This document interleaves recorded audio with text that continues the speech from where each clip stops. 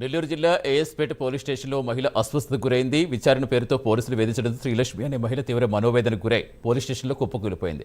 వెంటనే పోలీసులు ఆసుపత్రికి తరలించారు. హైదరాబాద్లో ఉంటున్న ఇందిరమ్మ ఏఎస్పేట గ్రామంలో బంధువుల ఇంటికి వెళ్లింది. అక్కడ ఆమె బంగారు నగలు దొంగిలించారని ఆరోపిస్తూ శ్రీలక్ష్మి వెంకటేశ్వర్లు దంపతులపై పోలీసులు ఫిర్యాదు చేస్తుంది. ఈ క్రమంలో పోలీసులు ఉదయం నుంచి సాయంత్రం వరకు విచారణ పేరుతో పిఎస్లో ఉంచారు.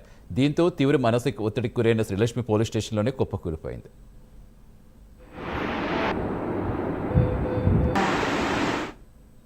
అయితే వెంకటేశ్వర్లు కావలాడవల్లి వేసిపోయారు.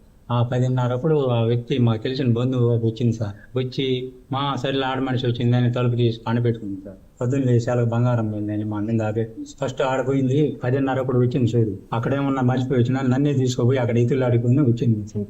అక్కడ లేడు. ఆమె నుంచి కేసు పెట్టారు సార్. కేసు పెట్టి నిన్న ఇవాళ ప్యాడ్షీట్ జరుగుతుంది.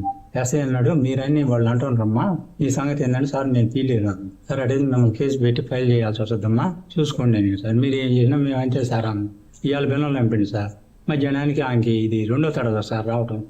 బాగా లేకుండా ఇది ఫస్ట్ అట్నే వచ్చింది సార్. ఒక తడవ అదే టయానికి వచ్చింది సార్. బాగా లేకుండా ఈరోజు కూడా అట్టే వచ్చింది. ఇంక మేము ఎస్ఐ గారు పమ్మనీళ్ళు వచ్చేసినాం సార్. ఊరోళ్ళే సార్ వాళ్ళు కూడా.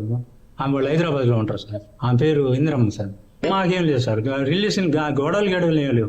అది ఎట్లా జరిగిందో ఏమో నింద పడింది మా నింద, అంతేగాని వాళ్ళకి మాకు కష్టాలు కూడా ఏం లేవు సార్. నా పేరు అయితే వెంకటేశ్వర్లు కావలాడవల్లి వేసిపోయారు. 10:30 ఆ వ్యక్తి మాకు తెలిసిన బంధువు వచ్చింది సార్. వచ్చి మా సరిలో ఆడ మనిషి వచ్చిందని తలుపు తీసి పండబెట్టుకుంది సార్. పొద్దున్న లేచాలకు బంగారం పోయిందని మా మీద ఆపే ఫస్ట్